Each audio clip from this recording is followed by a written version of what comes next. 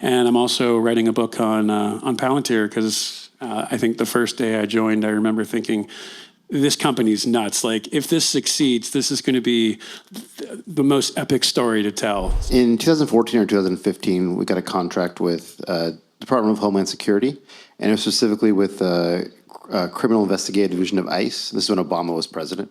So 2016, Peter donates to Trump. Trump gets elected. We're doing the same work with the same people. All of a sudden, we have protesters. One of the mantras that we had at Palantir was strong convictions, weakly held. The idea was, you need to pour a lot of time and effort into whatever it is that you're doing if you want to make it work. And so, whatever you decide you want to do, you need to run at it really, really hard. But you also need to keep your eyes and ears open. There were many times we were working with military units in Afghanistan and other places where we did run into glitches in the software, and soldiers were angry and they would demand fixes, and we would fix them as soon as possible. So much of the culture and the thinking of Palantir, by way of its founders, has made its way into the DNA of UATX. And we exist as an ideological institution. Of course, we are ideologically neutral in all the ways that we should be. But we are for certain things. We are for the pursuit of truth. We are for the greater good of the United States of America. We are for pursuing excellence, whether that be technical excellence, philosophical excellence. And it's a really great treat to be able to see how some of those values that we normally talk about in an academic setting here have manifested in the commercial world. So I'd like to welcome Matt, Mike, and Andy here tonight to talk about what it was like to build this great company from the ground up. And I might start by asking them each to introduce themselves, maybe tell us how you first got involved in Palantir, and perhaps give us a little bit of an overview of what you did for the company and what you're doing now. Great. Well, my name is Matt Long. I went to Stanford undergrad and then law school. And then after law school, I went to a law firm in LA, like pretty much everybody that graduated law school in 2007. And went to my 5-year Stanford reunion when I'd been an associate at the firm for about a year and was having a okay time. Reconnected with my freshman roommate from Stanford, who was an engineer, and told me he was working at a startup. This is 2008. There weren't many startups. I think in downtown Palo Alto, it was Facebook had a few hundred people, and then turned out Palantir had about, 80 people. And he said, it's funded by Peter Thiel. I'd never heard of Peter Thiel. And you should come up and we want to hire a lawyer.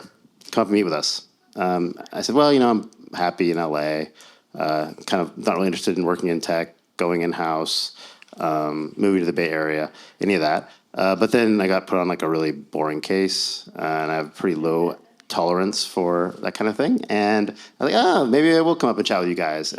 Came out with this amazing day. I didn't really know. As a young lawyer, kind of grinding out a law firm, I got to meet all the founders that day. Joe had already left; he wasn't there, and Peter Thiel wasn't there, but all the other founders, and the folks that I ended up building the company with. And it was so inspiring to the mission right at that point was catch bad guys, find terrorists while protecting privacy and civil liberties. So kind of did a life pivot, joined the business development team, reporting to Shyam Sankar, moved to Palo Alto a month later, and that was kind of started my journey. Did a lot of work on BD, but then eventually, being the only lawyer in the building, all legal work came my way.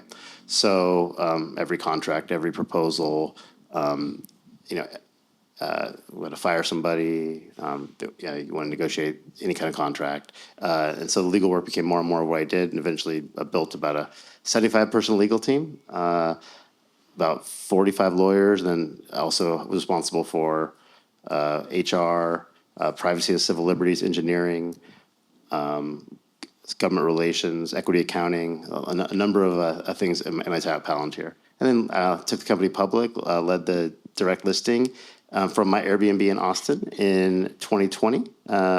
It came out in September 30th, 2020, and then stayed for a couple years later. Left the company, took a couple years off, and now I'm General Counsel of a aerospace company in San Francisco called Astranis, making small satellites for high orbits. And the other thing that Matt doesn't mention is like lawyers are all assholes. The Palantir lawyers were some of the nicest people that you will ever meet, incredibly unique among people of his profession. Of course, he was the first one, so he gets to take the lion's share. I should have said culture. I was hired as a legal ninja. Yeah. That was the official title on my paperwork.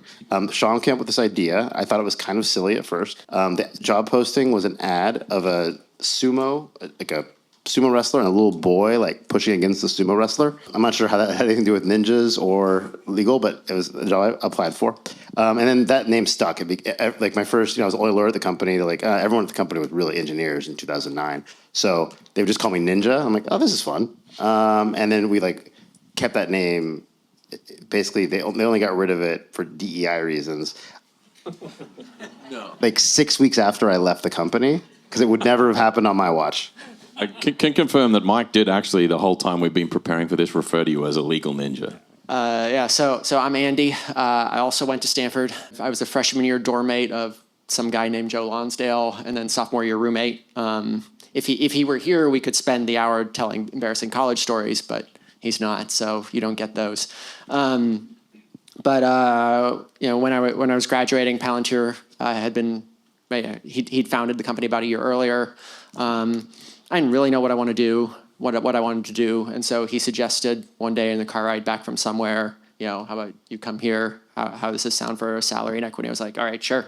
And the company was 12 people. I was the 12th person at the time, and yeah, that was the next decade of my life. I was the first engineer on the commercial product there. Built that team. Was a longtime director of engineering. Eventually, a decade later, when the company was 1,500 people, I moved on my merry way.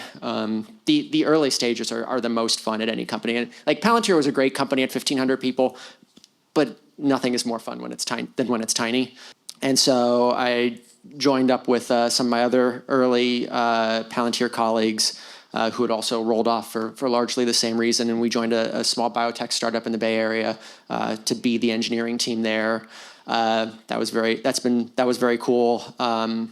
Again, as the company has grown and the drugs are now, making their way towards the clinic and the problems are less interesting for me, we have rolled off of that.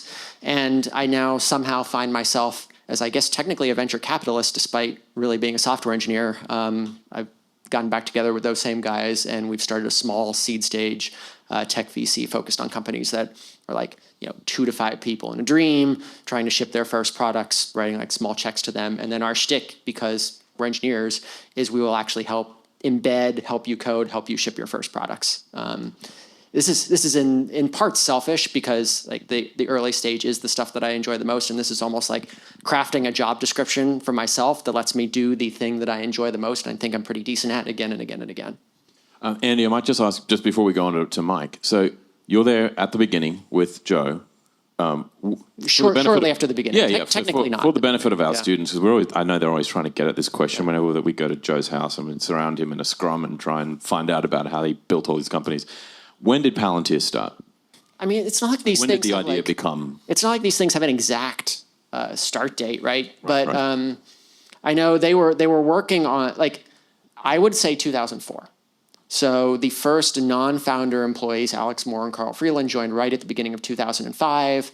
There was no product that had been shipped. Stefan and Nathan had written some prototype code, and I know one of my friends who I worked with at Hexagon and now Commit, Kevin Simler, had a chance to be a founder of Palantir in like 2004 when they were working on these prototypes.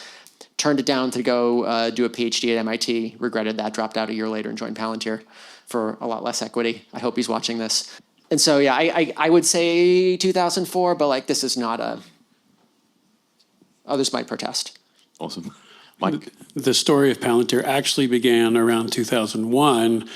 My friend Jason over there, we were part of the forward deployed engineering team at Palantir, and we gave this speech over and over and over as part of our demo. But Palantir was founded by PayPal founders. It was Peter Thiel, obviously, and after PayPal was successful and they sold out, 9/11 had happened at that point. And according to the story that we would tell, Palantir founders wanted to stop the next 9/11. And so that was kind of what the origin story was for us. We said they could have just retired to Caribbean and drank Mai Tais the rest of their days, but they decided to reinvest and they started Palantir. But yes, technically, I think it was 2004, 2005. As the lawyer, I can tell you the incorporation document was filed in September of 2004. Correct. And PalantirTech.com. We'll My name is Mike Shafer. I went to Cornell University, studied computer science, and graduated in 2004. I was going through high school during the first .com boom and then bust. And I remember watching from the East Coast in DC, seeing what those crazy kids in California were doing and just being really excited about, changing the world someday. But, Vans.com and other Pets.com companies didn't really succeed. The whole thing busted.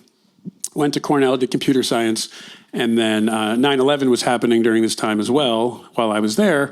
So when I graduated, there was still this really intense sense of patriotism and like wanting to help the nation at this point. But this was 2004, East Coast, Cornell, like there were no startups. Like no one at Cornell went to a startup at that point. You went to IBM, Microsoft, or you went to, Goldman Sachs, we're working on Wall Street. But I ended up going to Microsoft and was there for about 2 years. And then one of my friends pulled me into this startup, this stealthy startup in Palo Alto doing stuff you can't talk about. And they came up to Seattle in early 2007 to do a demo. And I had been obsessed with the TV show 24. I was watching it every single week when it came out, and I just loved it. And I loved how Chloe and the nerds in the CTU were using all this great software to support Jack Bauer in the field, stopping bad guys. And so when Sham gave the CT demo in 2007 to this group of people in Seattle, I remember thinking, holy shit, this is the coolest thing ever. Like, I'm going to apply tomorrow. And I did. The only other startups at the time were like, stupid Web 2.0 companies upload a ringtone to this website. There were no iPhones back then yet. And like indexing podcasts, like there were some interesting, fun things, but nothing was like world changing. And when I saw Palantir, I was just like, yes, that's it. So I applied the next day, joined a few months later, and I was part of the early team that we now called Forward Deployed Engineering, which is cool because nowadays if you search online for Forward Deployed Engineer, there are countless companies with this role, but that title, that role started at Palantir in late 2007, maybe early 2008. What we did was I was deployed across the world for 10, 15 years. So I was working in all sorts of 2, 3, 4-letter agencies across the East Coast. And then I was sent to Afghanistan for a long time, and New Zealand, Australia, and countless other countries. And so what the FDEs, the Deltas, did was we deployed Palantir to our customers. It wasn't like a SaaS product. You can go to a website and start using it. It required people like me to go in and actually like integrate customer data, get their logins working, make sure all the classification stuff was online. They couldn't do it. It was very difficult. Most of them didn't have tech teams. So we had to do all of that grunt work of getting Palantir up and running and then integrating the data that they had and then showing them how to do this. So it was a very, very intensive process. It took a hell of a lot of time. We didn't have AI back then, so we had to write all of this code from scratch in air-gapped environments, so we couldn't like Google things and figure out how to do things easily like you can now.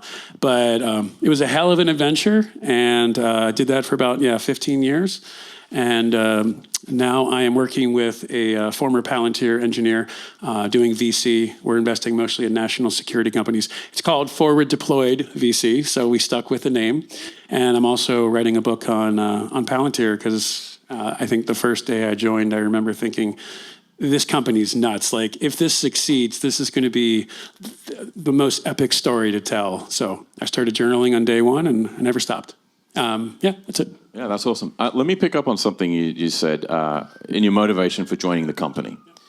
In the Technological Republic, which the students had to read, by the way, at least an excerpt for their orientation, Alex Karp really takes aim at this kind of emergence of this slothful, consumer culture-driven approach to tech.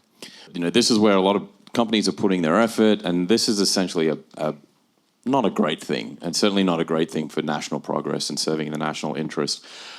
My question is, what did it feel like back then?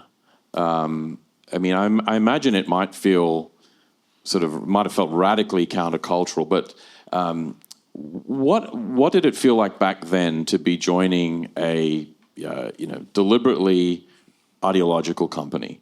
Did that put you wildly out of step with your peers, or maybe you all want to jump in on that? Yeah. Yes. The answer is yes. Most of the people that we would tell thought we were crazy. Some of them thought that no one works in the government, no one works for defense. But you know what? We thought of this as like a pro, because when we would tell people about Palantir, especially prospective employees, we thought of it as like a self-filter. Like if they were excited about what we were doing, they would jump forward. And if they didn't like it, we didn't want them. And so it was a really wonderful experience. We were passionate about it. We were focused on the mission of what we wanted to do and what we did do, to be quite honest. And but most people thought it was crazy, and they wanted to stick to the Microsofts and the other startups of the world. And yeah, that was it. So one thing we did that I as an engineer, I always look back on, great, this company's worth $400 billion, and I always look back on the mistakes that we made, because that's what you do when you're an engineer. You reflect and think about how you would do something differently if you had to do it over again.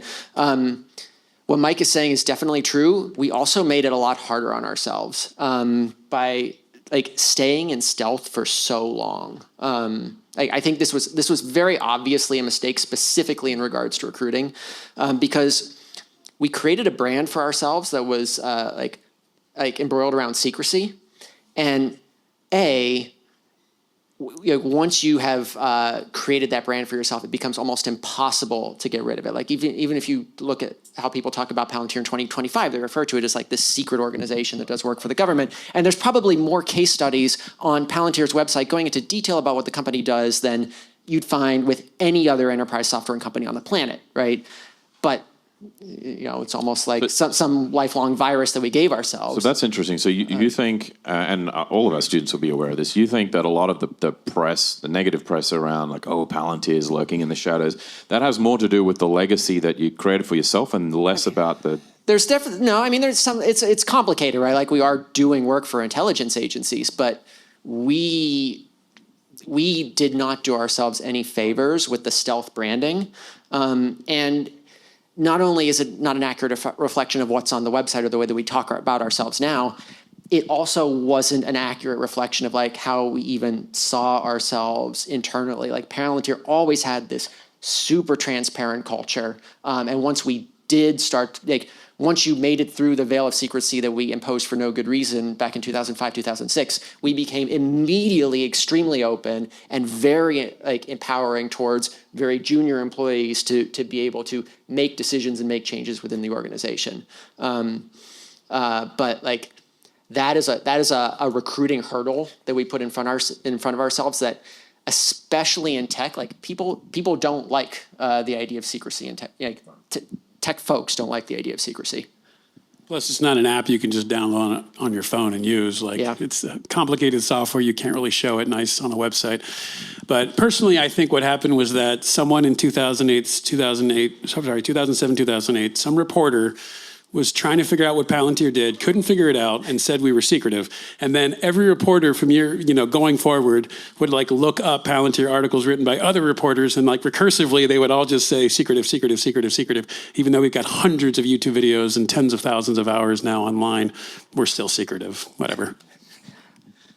I joined for the government mission, and I think I interviewed tens of thousands of people over the years and hired hundreds, and I was always looking for that mission focus. But at the same time, let's not forget we're a startup.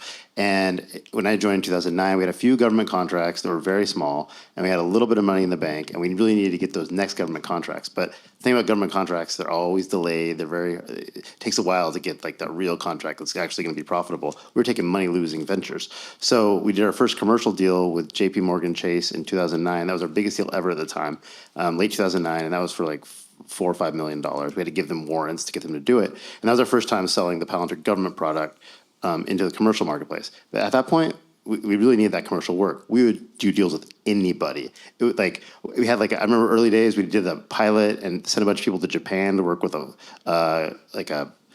I think it was called Lawson's, a 7-Eleven equivalent over in Japan.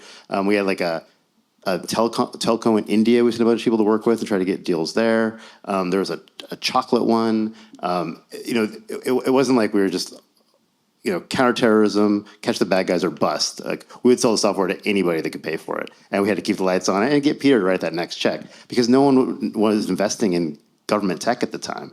So every time we needed to raise a round, we had to go back to Peter, basically. And it's also partly a reflection on the types of people that we were hiring. Like, we were hiring hardcore engineers solving hardcore engineering problems. We weren't hiring, ex-government folks to come in and build the product for us. And this was one of the most important things that we ever did was like hire in this way. One of the side effects of that is the products that you end up building are much less likely to be domain specific. And so you can try them out in applications or arenas that you would not have necessarily conceived of 2 years ago. And you might have to throw a forward deployed engineer out there to be a hero for 100 hours a week to stitch it together to make it happen for 3 to 6 months. But the lift was much lighter than if you had the products being designed by people from the industry. So I want to ask you one more question, maybe a little more philosophical. Then perhaps we can spend as much time as possible on questions from our students and from the audience as well. I had set the students some homework where they had to read a little bit from Karp and then they had to read a little bit from Plato. This is during their orientation. And Karp would love that. Yeah. Anyway, we tweeted the task. It was really simple. You just had to read Plato's seeming warning about the danger of regimes. So let's just say the state in general.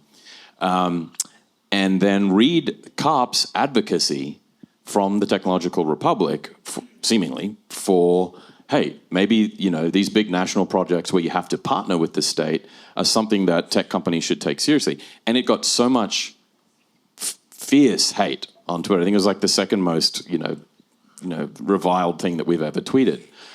But I wanted to ask you guys, maybe this is an obvious question. Maybe it's more subtle, but what is the danger, in your view, of these large-scale partnerships with government agencies? Is that something that you were sort of morally cognizant of when you were there in the early days? Did you have thoughts on that? I find that really interesting. Andy, did you want to start? Yeah, obviously we were cognizant of it from day one. So the interesting thing is it's a company that partners with the state, and the founders of Palantir all have this very libertarian bent. I share that libertarian bent. In the context of Palantir, right, Mike was saying this was born out of 9/11. It's not just 9/11, but there were also the acts that followed it. So the Patriot Act is one of the things that came shortly afterwards. The Iraq War, which was based on a complete failure of intelligence. One of the things that we hoped in partnering with the state, trying to earn these contracts and do good work is wouldn't it be great if rather than having to pass something like the Patriot Act to catch a terrorist, you could actually just have evidence that allows you to get a warrant, to go through the normal judicial process. Wouldn't it be great if the next time that you were worried about potential weapons of mass destruction in a country, you could just get the call correct and not send people in to die for a cause that didn't make much sense? And so this is part of the ethos, the DNA that's built into the company, is that if you are substantive and truth-seeking, then good actions will win out. And if you choose not to be substantive and truth-seeking, then you're sort of at the mercy of the state to solve its problems via whatever other means it has at its disposal, which will probably be worse. Right. It's important to remember, at least with the U.S. government, that it doesn't have a software development team, within these agencies. I mean, there are little tech teams here and there, but there are countless cases where, like FBI's virtual case file, NCTC had TIDE, the Army had DSIGs. They were these massive software projects that the government wanted to do. They would cost hundreds of millions or billions of dollars. They would ultimately never deliver. And we, the taxpayer, paid for it, and ultimately the intelligence you would get out of it was crap too. So even in the early days in 2007 and 2008, when we're going to DC to work with those 3-letter agencies, we were really excited about potentially disrupting sort of the procurement process for software in the government. And it wasn't just that we could get the contracts, for 20% of the price of what it would, the government would try to build it for by using the Beltway bandits. It was because we would also give them a product that would work out of the box, and it would allow them and empower them to do their job correctly, accurately, and with higher confidence. In 2014 or 2015, we got a contract with Department of Homeland Security, and it was specifically with the Criminal Investigative Division of ICE. This is when Obama was president. Internally, this is a really big contract for us. It was, not in strict intelligence defense. It was kind of a new agency we hadn't worked with. It was a big deal for the company at the time, and it was a 5-year contract with options to extend. We were really excited about it. No controversy. People were pumped to work on it. The most interesting, best article probably ever written about Palantir was written by Shane Harris. You should read it. But the lead is a story of the ICE agents, an agent getting assassinated by the cartels, and then using Palantir software to go in and take down the cartel, the Zeta cartel, which at the time was like one of the worst ones. Something we're super proud of. 2016. We tried to get into ICE for a long time, and it wasn't until an assassination prompted them to actually act that we Operation Fallen Hero. Yeah. So 2016, Peter donates to Trump. Trump gets elected. We're doing the same work with the same people. All of a sudden, we have protesters. Their kids are getting put in cages. Internally, so it's brutal in the press for us. The recruiting at Stanford dries up.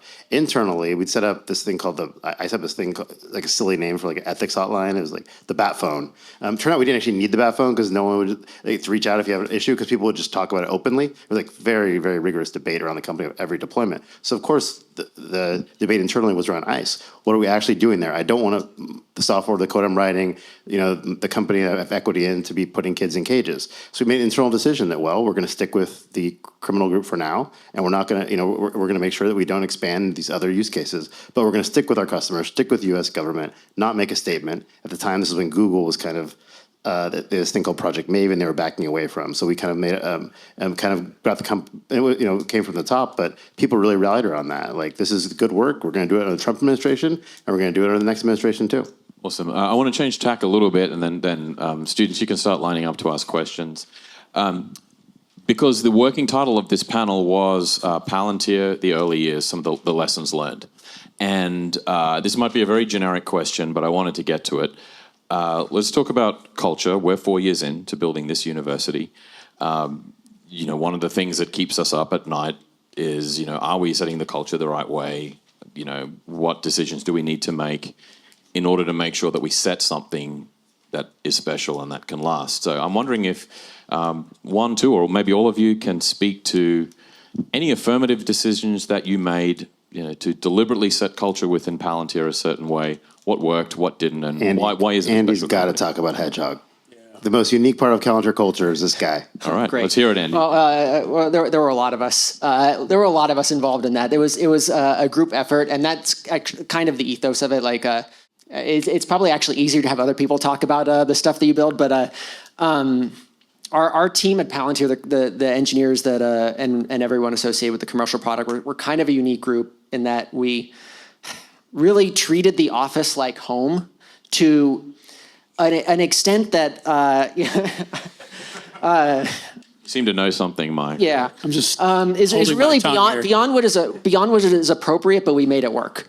I lived in the office on a bet for a month. The bet was driven by Karp in exchange for like Friday barbecues and some other nonsense like that. Karp agreed to go to In-N-Out with us, which we took him in a 1970 tiny little Honda that in retrospect could have killed our CEO. But yeah, we treated the office like home. It was a social center in addition to a workplace. And so I've said this to folks in the past, if I were to get married, all the people that I would invite to my wedding would be people that I worked with at Palantir. Some of them would be people that I knew before Palantir and recruited them in. And of course, a lot of them, the majority of them are the people that I met along the way. They're also the people, I joined my next company because I wanted to work with guys that I worked with at Palantir. I started the venture firm I'm in now because there were guys that I wanted to work with, again, that I worked with at Palantir, right? I don't quite know how to replicate this other than to say, like, we had this incredibly bottoms up yes and culture that treated coworkers like family, but we made it work in a pretty impressive way. Yeah, and it was really fun too, because I was on the government side, PG, and we're slaving away in DC and on the far side of the world, 100 hours a week in blackened out skiffs with no sun for days on end, and we would come back to the Shire, Palo Alto. And the hedgehog guys are, there are 10 of them in a little kiddie pool playing outside on a sunny day, or they're having like a party or Magic the Gathering games. And so they were like, and they're playing with Care Bears, like we're doing with military and defense, and these guys are playing with Care Bears. It was very, very different vibe, but we were all on the same team, and it was just a lot of fun. Like it was very different from PG, but it complemented us, and it brought us into Palantir as a whole and brought us back to the Shire. So it was great. Yeah, I mean, you're working so many hours that it actually helped to bring your social circle into the office. Awesome. All right, let's leave plenty of time for questions. We've got about 25 minutes. So the microphone is here. By tradition, a student asks the first question, but if we have guests that aren't students, you're more than welcome to ask questions as well. As long as we get through them promptly, only ask one question. A big part of the culture here at UATX, part of our mantra really, is that we dare to build. We do it through our own great director, Phil Greenwald. We work closely with, Joe Lamont and Alpha Schools. We try our best to have the best ideas that we can. Andy, this is maybe best poised for you, but to the board as a whole, what do you look for when you're taking interest in new startups? And if you have any interest in a group of young minds, how do we reach you?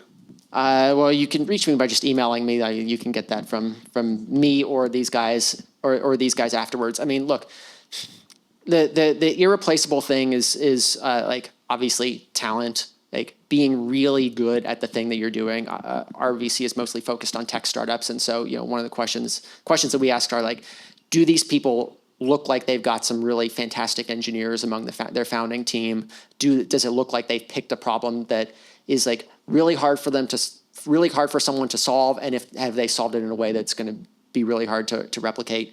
One of the things with every early stage startup, your first idea is probably the wrong idea. And so like one of the mantras that we had at Palantir was strong convictions weakly held. You guys probably remember that saying. Yeah. The idea was, you need to pour a lot of time and effort into whatever it is that you're doing if you want to make it work. And so, whatever you decide you want to do, you need to run at it really, really hard. But you also need to keep your eyes and ears open, because there's a good chance that the thing that you're running really hard to is not quite the right thing. Maybe the completely wrong thing, maybe just 5 degrees off.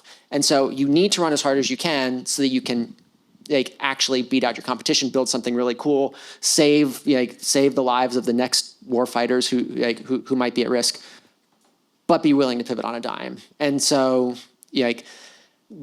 that sort of combination, personality, et cetera, is something that I would recommend that you cultivate.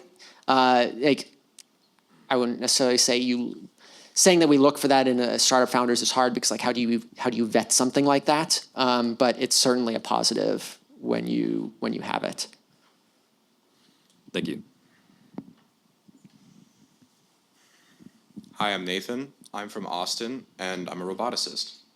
Okay, so I've heard that in defense companies, when you're working, you'll have some sort of task, right? Like, do something.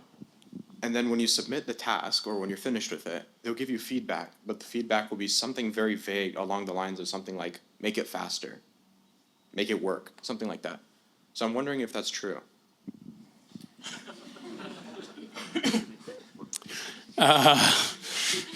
And I got to scan through many, many years of working with the government.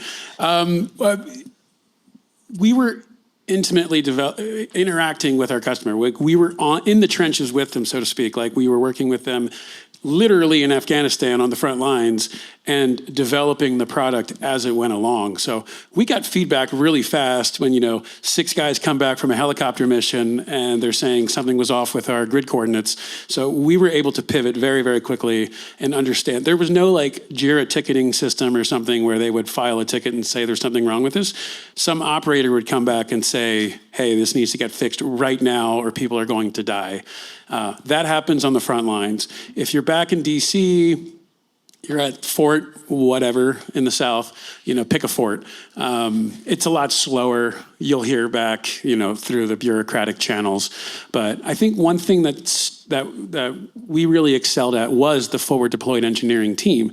And so we didn't just install the software and then leave. We stayed with them for months or even years on end to constantly get their feedback and iterate. We saw the problems as they developed, and we would sometimes call an engineer in the Shire on a Friday night at 10 o'clock and say, hey, we need a patch for this tomorrow because this is really mission critical. And they would do it. They'd roll it out. So we were iterating quickly. We were embedded with our customers.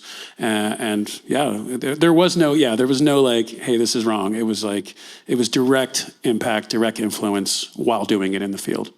While we're on this question, we should talk about the forward deployed engineer model a little bit, because you mentioned that, and I'm hearing this too, other companies have adopted this term and are using it in their marketing or in their job titles or whatever.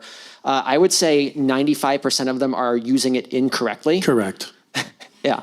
And probably almost all of those also shouldn't be using it from a business perspective. So the forward deployed engineer model that Palantir had is a very time-intensive, labor-intensive, intentional cultivation of closeness with the customer.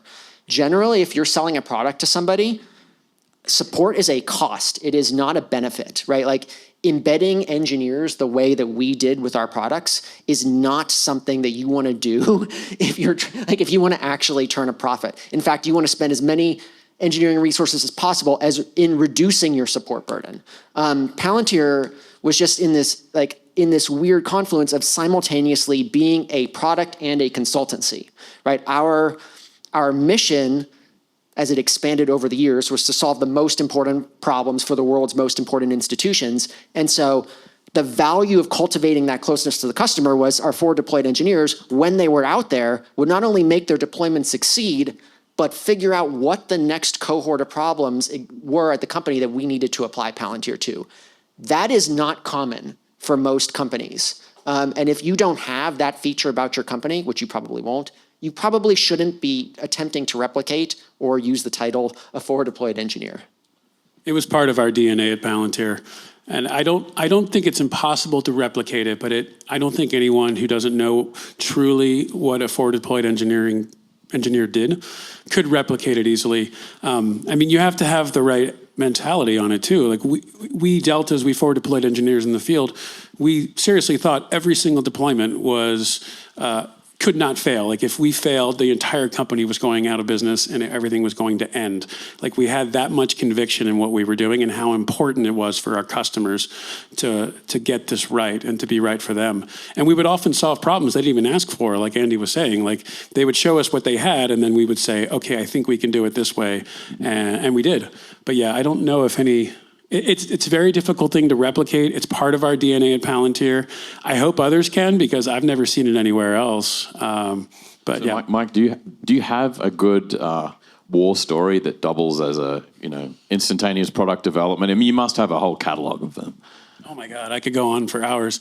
Okay, so clarify the question. A war story. So you're deployed, and something goes wrong on the battlefield. Or maybe something goes right on the battlefield. You have some circumstance that you have to respond to as an engineer for Palantir that's interesting in the moment there, but also has a wonderful benefit to whatever technology you're developing at the time. A lot of those stories are classified, but... That's what I was getting at. Yeah. There's some juicy stories we had out there. I wish I could tell them, but there were many times we were working with military units in Afghanistan and other places where we did run into glitches in the software, and soldiers were angry and they would demand fixes, and we would fix them as soon as possible. There was one great story where this is one of my favorite stories. I had left this customer. It's a military, very elite military unit. They were in Afghanistan, and I had left them 3 months earlier. And when we first got to this customer, they thought Palantir was like a toy. They were like, oh, this is cool. And we spent months and months and months getting their data up and running. And by the time I left Afghanistan, they were using it daily. But I still, I left, I thought they was still kind of a toy to them. 3 months later, we get a call from them. They're in Kandahar. And they said there was a glitch in the software and it wasn't working. And I spent the next 12 plus hours relaying Unix commands over a satellite relay using the phonetic alphabet, like, Lima, Sierra, space, dash, Lima, enter. And you would wait 3 seconds for him to say, okay. Eventually we got it up and running. And I said, did this glitch affect what you guys are doing? And he said, I'll put it to you this way. The boys aren't going out tonight. So in the course of a few months, these guys had become completely mission critical, dependent upon Palantir. And again, we thought if this thing ever goes down, these guys cannot do their job. And that's pretty much all I can really say about that particular one. Awesome, thank you. All right, thank you. I'm James. I'm from Jacksonville, Florida. And since Palantir is willing to turn down government contracts on ethical grounds, what are the founding ethics that guide Palantir when they make those decisions? Matt, you want to take that? We had a Palantir code, but it was maybe a little spruced up from a normal company code of ethics. But I think we had pretty robust internal debate. We bring in outside advisors to deal with something. One of the projects I worked on was we worked with security in the Emirates. That was an early customer of ours, both Dubai and Abu Dhabi. And then we were asked to start working in Saudi Arabia. And this is probably 2014, 15. And it was a real robust debate. We hired an outside expert, a guy from Princeton, professor, a real free thinker who was really familiar with the region, knew the royal family. And we decided we're willing to explore the work. If it's counterterrorism work, of course we'll do it. But counterterrorism there sometimes might be, they might consider the women driving cars back then terrorists, and that's not the work we're comfortable doing.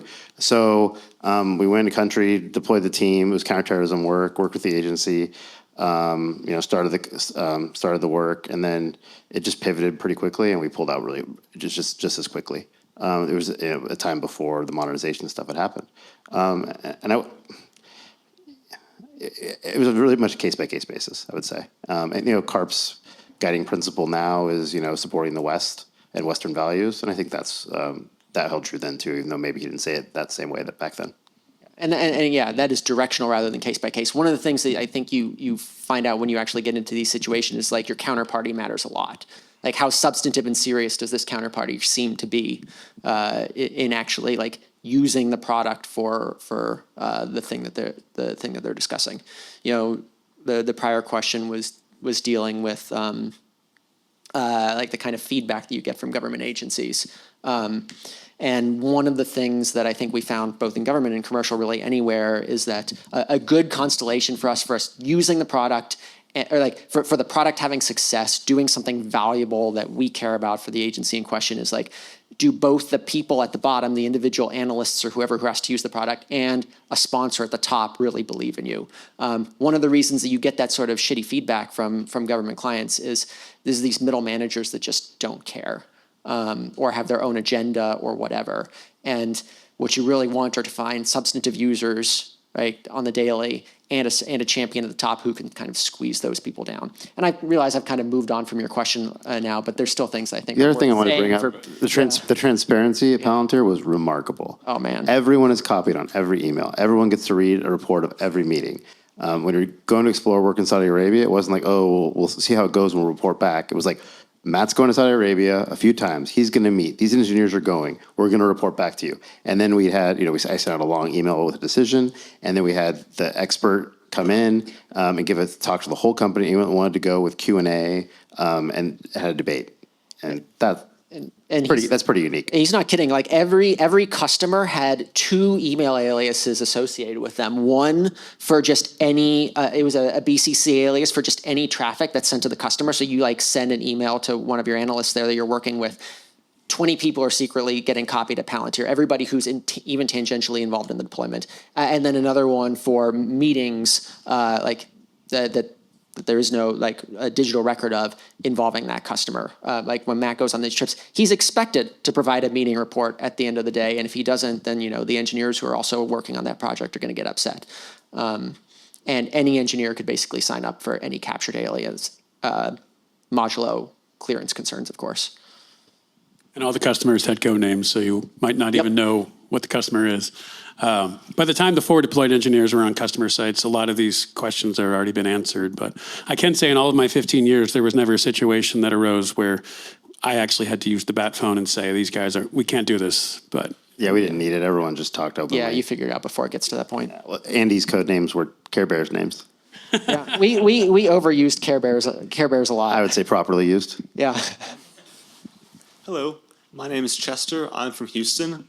What advice would you give to someone who's trying to build a tech startup from scratch? Are you the technical party, the technical potential founder? Yes. All right. Jam on things that are bothering you. I don't necessarily. So I don't know if this is a politic thing to say at UATX. I don't know that the best ideas don't necessarily come from aspiring to be a founder directly. They come from encountering a problem that you really are upset hasn't been solved. And as a technical person, right, like attempting to build things that you care about or that you find interesting will lead you down the path of stumbling upon other problems that are much greater than whatever provincial concern you're dealing with as you're coding. And sometimes those will be ripe for building into a larger product or a larger idea that you can then go somewhere with. But like, I think that from an order of an operations perspective, I want to found a company, therefore I go look for an idea is not necessarily the best way to go. Okay. For me, it's not quite like that because I'm already set on an idea, which is to build a blockchain-based alternative to DNS. And so right now I'm just trying to build that and hopefully assemble a team of people who know more than I do.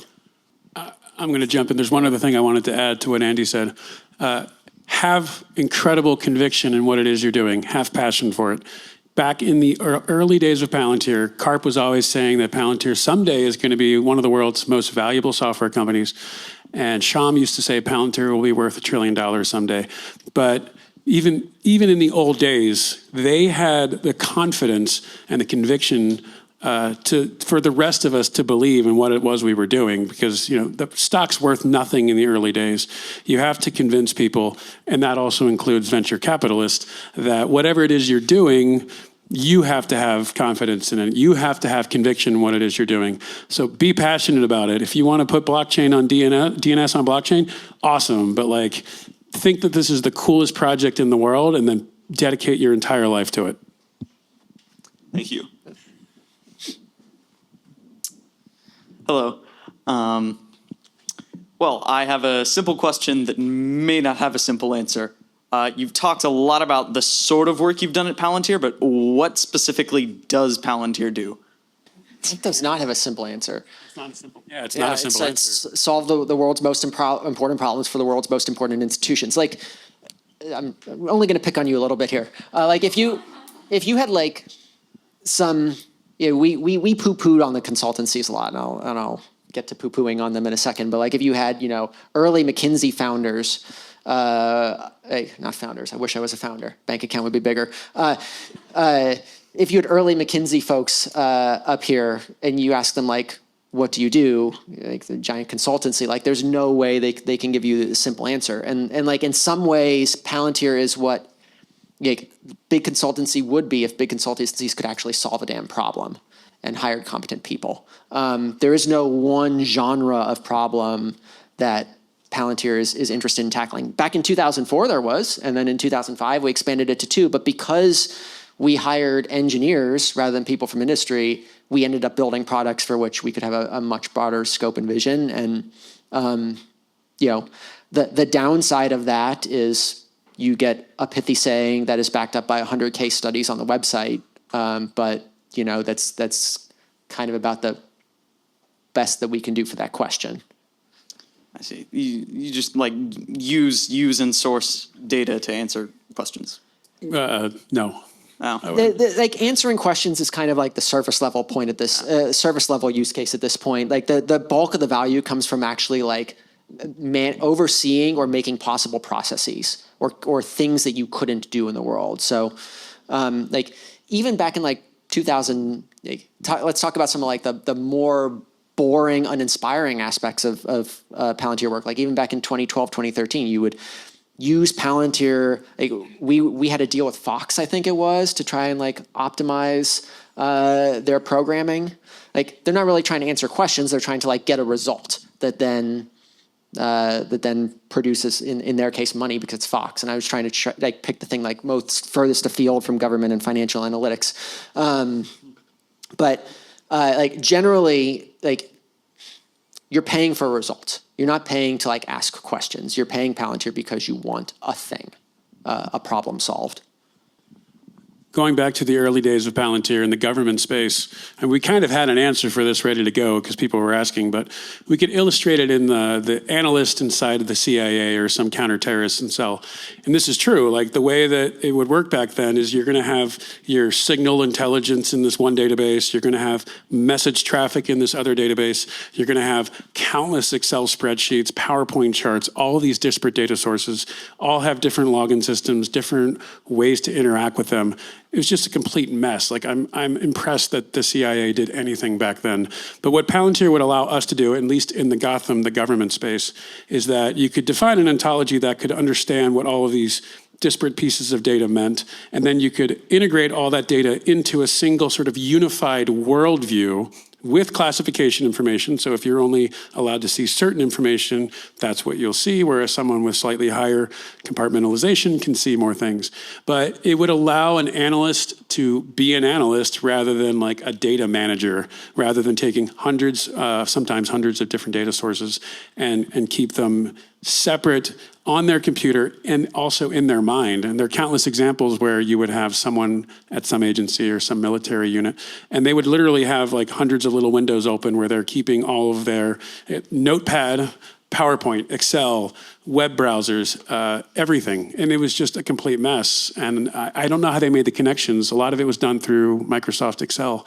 But once we would roll out Palantir, then they could just search for some character and see if this guy is connected to someone else, or did he make any communications to these people? And it would all just show up. And so one of the best parts of my job, and to right now it makes me warm to think about, is we'd spend hundreds of hours every single week, months and months, just 100-hour weeks cranking with some customer to get all of these different data sources together. And then one day it would all link up, and then an analyst would use it, and we would watch them find some connection that is not important to us because we don't know what any of the stuff really means, but to them, it's just a little light bulb, and it made their day, and that just snowballed from there. I want to try again to answer your question because I think I gave you a crappy answer. If you're like one of our early deployments, for warfighters in Iraq, and one of the things that they were worried about is like their soldiers getting their legs blown off, wandering over an IED, an improvised explosive device that they didn't know was there, right? Like, what do they want? They want their soldiers to not get their legs blown off, and they don't actually care if. Like what set of software? If it's like magical fairies dropping pixie dust on you to tell you where the explosive devices are or what, they don't care what the means of solving that problem is. They want the outcome. That's all they care about. In the context of the mid-2000s and the 2010s, the best way to get that outcome was to build an analytics platform that could help humans sit on top of large amounts of data and ask questions of it, like pull together disparate data sources, et cetera, all the stuff that you find on the Palantir website. That is a statement of the times and the statement of the particular means that were used in those times, rather than a statement about the mission or a statement about what the company, the customer cared about. We're entering the AI world, and Palantir, like I've been gone from this company for a decade, so I don't really quite know how the AI offering operates. I haven't gone and read all the case studies on the website lately, but I could believe that we're entering a world where solving those problems, like getting that outcome, looks completely different than how the outcome would have been achieved 15 years ago. Ultimately, all the customer cares about is the outcome. And we only have 5 minutes left, and I can see the question line's growing. So let's hear all those questions, but let's maybe just have a quick 1.5 minute answer for each of them left. Okay, I'll try to make mine quick then. I'm Emerson. I'm a UT Austin Aerospace Masters. I'm interested in what you guys think makes Alex Karp, Peter Thiel, and Joe Lonsdale exceptional leaders. So I was wondering if you'd be able to offer like an anecdote where you saw them solve a really hard challenge or problem and thought, wow, this is like a really amazing leader. Here's a fun story for you. So for years, for most of the decade that I was at Palantir, Alex Karp interviewed everybody. And the interviews were 90 seconds long, and that's it. One of the things that I did about 8 or 9 years in, we were always worried about our interview process. We finding the best talent. It's one of the most important things for us to do is identify the right people, bring them in, and empower them. And so I also have a memory like a steel trap. And so me and a couple of the other longtime engineers went through all the people that we'd ever hired, and we were like, this is what we thought of them at the time that we hired them, how far above the bar for a hire we were, how we feel like they performed since they're here. Also, did Karp flag, or what did Karp think about them? And this included some people that didn't work out. Karp in his 90 seconds was as accurate as our entire damn interview process. I don't know how, don't know why. It's not a skill that I can replicate or whatever, but What were the questions that he asked? Almost irrelevant stuff. It wasn't anything technical. Just 90 seconds of fluff, and at the end of it, his dowsing rod was as accurate as the 5 hours that we'd spent giving this person technical questions. And this was not a replicable skill. But when you think about what makes Palantir, what has helped make Palantir super valuable, it is the people and the bar that we've maintained and the way that we've empowered them. And I think Alex deserves a lot of credit for having a dowsing rod that gave him the confidence that this was the sort of company that he could run and set up. Hi, y'all. I'll make this super quick. First of all, thank you so much for your time today. And thank you for telling us about the Care Bears. So obviously Palantir has a really, really core philosophy behind it. What are some books that the founders or Palantirians would recommend for any aspiring entrepreneurs or anyone who wants to live a good life? The Palantir reading list, early days, they gave us The Looming Tower. Crossing the Chasm. Crossing the Chasm. And then Impro? Crazy, Impro. which about casting, which is pretty random at the time, and then it made a lot more sense after the company for a month. Thank you so much. Hello, my name is Ricky. I'm in Austin, Texas. I have a startup. We build network monitoring software for defense critical infrastructure. About 25 people now, mostly bootstrapped. Crossing Valley of Death, how do you guys deal with that, with the different projects? And also stakeholders at the top, users at the bottom, and a bunch of beltway bandits maybe have parasitized the middle. And you end up having to work with them. In many cases, you have the government, they change roles every 3 years, so it's almost like selling to the exact same customer every 3 years. How do you guys deal with that? We tried a lot of approaches with I'll talk about the Beltway bandits because I always like waging battle against them. We tried a lot of approaches. We tried full-on partnerships with the Raytheons of the world. Never really took off. I mean, you're gonna have the users on site wearing the blue badges, I guess. I think it's the blue badge around there. They're the contractors, but you're talking the middle management of these Lockheeds and the Boeings. You're just going to compete with them for contracts, and thankfully the procurement rules, partially thanks to the seminal case Palantir versus United States Army, where we sued the Army and won. A giant contract. It was a 10-year saga that Mike and Jason were both heavily involved in. The rules are much more geared towards commercial companies now, and I think you got to figure out a way to leverage those on that front. If I can offer 30 seconds of pithy engineering advice, however much advice you can get in 30 seconds, one of the things that we always tried to do was, this could sound morbid, kill your babies. So code is inventory, is the way another way that I like to phrase it that's less confrontational. Any piece of code that you write is something that you have to maintain. It's a tax on your development team. It's a tax on everything you're doing. This is not just true of code. It's true of processes, products, everything. Hardware, products, everything. If it's not serving its purpose, cut it aggressively. It doesn't matter how attached you were to it 6 months ago, how much you thought it was the next big thing, how much time you invested in it. Cut it. Focus on the things people actually are using. So thank you very much, early Palantirians. You're welcome back anytime to spill those secrets. Thanks, guys. Love to. Thank you. Thank you.